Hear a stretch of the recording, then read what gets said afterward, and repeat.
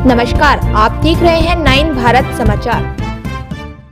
नमस्कार, आप देख रहे हैं 9 भारत समाचार। मैं हूं नेहा राठी। आइए देखते हैं आज की बड़ी खबर। बिजनौर के नगीना में दुल्हन हाथों में मेहंदी लगाई बैठी, दूल्हे का करती रही इंतजार, पर दूल्हा बारात लेकर दुल्हन के घर नहीं पहुंचा। बारात न लाने की वजह बना दहेज। बारात न आने से शादी की खुशियां मातम में तब्दील हो गई।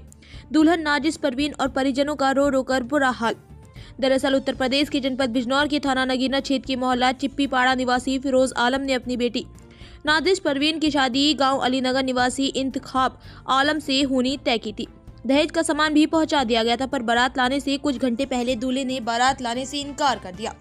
दुल्हन नाजिस परवीन हाथों में मेहंदी लगाई दूल्हे का इंतजार करती रही, पर दूल्हा बारात लेकर दुल्हन के घर नहीं पहुंचा। बारात घर पर न पहुंचने से शादी की खुशियां मातम में तब्दील हो गई। बारात न लाने की वजह बना दहेज और चिकन फ्राई व इंस्टाग्राम पर मैसेज का बहाना। ऐसे में बदनामी के डर से दुल्हन और दुल्हन के परिजनों का रो रो कर बुरा हाल है। फिलहाल दुल्हन के पिता ने दहेज के लिए खिलाफ कार्रवाई की मांग की है। क्या नाम है आपका? फिरोज आलम। कहाँ के रहने वाले हैं? मैं नगीने का रहने वाला हूँ। आपके यहाँ जो परसों बारात आने वाली थी, क्या पूरा मामला हुआ उसमें? उसमें मामला ये हुआ है, 24 तारीख में मेरी बेटी की बारात आने वाली थी और बारात से एक दिन पहले नाइट में 23 तारीख की नाइट में 1:30 बजे लड़के वाले मेरे घर पे आए एक फेक आईडी लेकर और कहने लगे कि इस नंबर से हमारे पास तुम्हारी बेटी के बारे में उल्टी सीधी बातें आ रही हैं और वो हमें ये कह रहा वो कह रहा है कि तुम इस नंबर को ढूंढ लो, तब हम तुम्हारे यहाँ बारात लेकर आएंगे, इससे पहले हम तुम्हारे घर बारात लेकर नहीं आएंगे।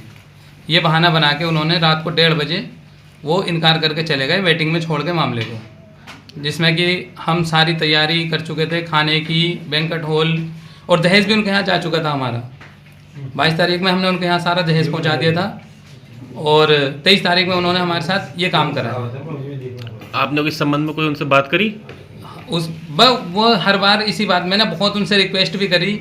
मैंने कहा कुछ भी नहीं है, या तो तुम मेरी लड़की की कुछ इसमें कुछ तो दिखाओ, मेरी लड़की का हेलो हाय हो या फ़ोन नंबर हो, मेरी लड़की का कुछ नहीं है उसमें, बस वो एक फेक आईडी मुझे दिखा रहे हैं कि इस बंदे को ढूंढो तुम, ये दिल्ली से हमारे पास आ रहा है। मैंने कहा मैं क्यों ढूंढूं, तुम ढूंढो जब तुम्हारे पास आ रहा है। कि नहीं जी, तुम जब तक इस बंदे को ढूंढोगे तभी हम करेंगे बारात लेकर आएंगे, नहीं तो हम बारात लेकर नहीं आएंगे। इसके अलावा कोई डिमांड थी उनकी?